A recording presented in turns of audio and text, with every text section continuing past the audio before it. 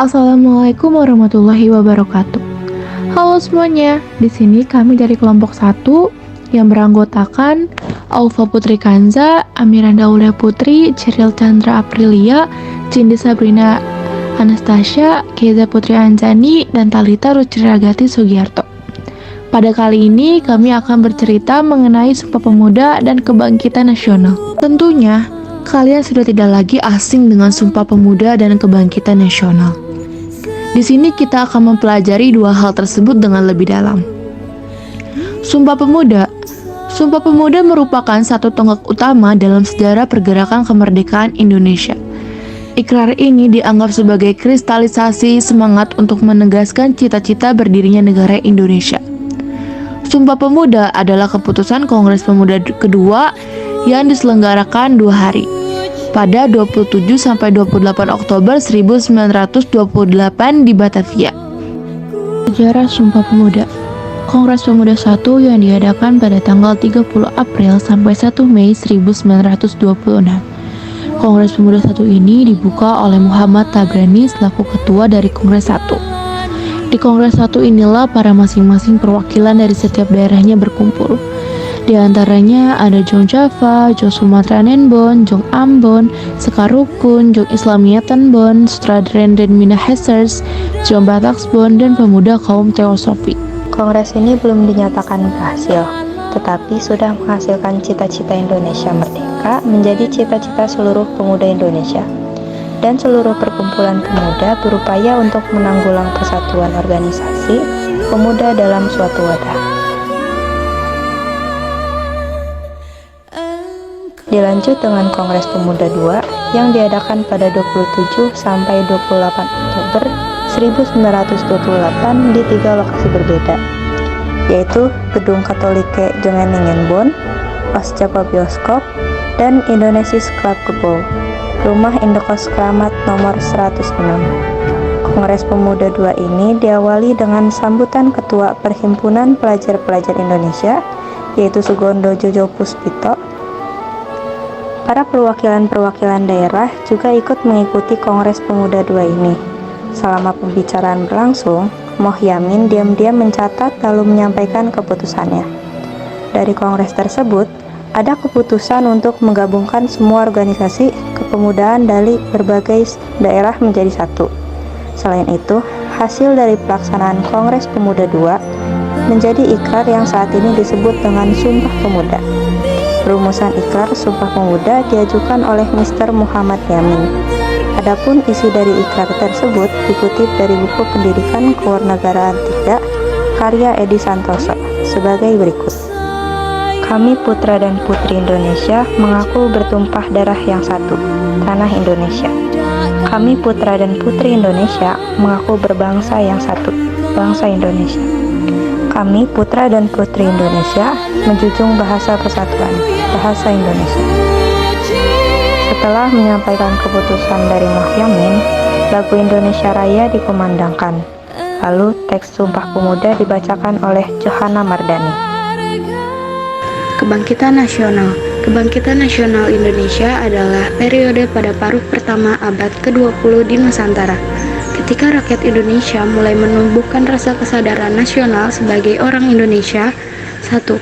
Masa ini ditandai dengan 2 peristiwa penting, yaitu berdirinya Budi Utomo pada 20 Mei 1908 dan ikrar Sumpah Pemuda pada 28 Oktober 1928. 2. Untuk mengejar keuntungan ekonomi dan menguasai administrasi wilayah, Belanda menerapkan sistem pemerintahan kolonial pada orang-orang yang sebelumnya tidak memiliki kesamaan identitas politik. Pada awal abad ke-20, Belanda menerapkan batas-batas teritorial di Hindia Belanda yang menjadi cikal bakal Indonesia modern. Sejarah Kebangkitan Nasional. Pada periode ini, partai politik Indonesia mulai bermunculan. Berdirinya Budi Utomo pada 20 Mei 1908 oleh Dr. Sutomo dinilai sebagai awal gerakan untuk mencapai kemerdekaan Indonesia. Tanggal berdirinya Budi Utomo diperingati sebagai Hari Kebangkitan Nasional. Namun, penetapan waktu tersebut masih mengundang diskusi yang menimbulkan polemik. Dasar pemilihan Budi Utomo sebagai pelopor kebangkitan nasional dipertanyakan lantaran keanggotaan Budi Utomo masih sebatas etnis dan teritorial Jawa. Kebangkitan nasional dianggap lebih terwakili oleh Sarekat Islam yang mempunyai anggota di seluruh Hindia Belanda. Pada tahun 1912, Ernest Dois Dekker bersama Cipto Mangunkusumo dan Suwardi Suryaningrat mendirikan Insiden Party atau Partai Hindia. Pada tahun itu juga, Sarekat Dagang Islam yang didirikan Haji Samanhudi bertransformasi dari koperasi pedagang batik menjadi organisasi politik. Selain itu juga, K.H. Ahmad Dahlan mendirikan Muhammadiyah, organisasi yang bersifat sosial dan bergerak di bidang pendidikan. Pada November 1913, Suwardi Suryaningrat membentuk Komite Bumi Putra. Komite tersebut melancarkan kritik terhadap pemerintah Belanda yang bermaksud merayakan 100 tahun bebasnya negeri Belanda dari penjajahan Prancis. Tetapi dengan pesta perayaan yang biayanya berasal dari negeri jajahannya, ia pun menulis Als ik een Nederlands was, yang artinya seandainya aku seorang Belanda, yang dimuat dalam surat kabar De Express Milk Dus Dekker. Karena tulisan inilah Suwardi Suryaningrat dihukum bung oleh pemerintah kolonial Belanda. Sementara itu, Partai Komunis Indonesia atau PKI yang dibentuk pada tahun 1920 adalah partai yang memperjuangkan kemerdekaan yang sepenuhnya diinspirasi oleh politik Eropa. Pada tahun 1926, PKI mencoba melakukan revolusi melalui pemberontakan yang membuat panik Belanda, yang kemudian menangkap dan mengasihkan ribuan kaum komunisi sehingga secara efektif menetralkan PKI selama sisa masa pendudukan Belanda. Pada 4 Juli 1927, Soekarno dan Algemeen Studi Club memprakarsai berdirinya Perserikatan Nasional Indonesia sebagai partai politik baru.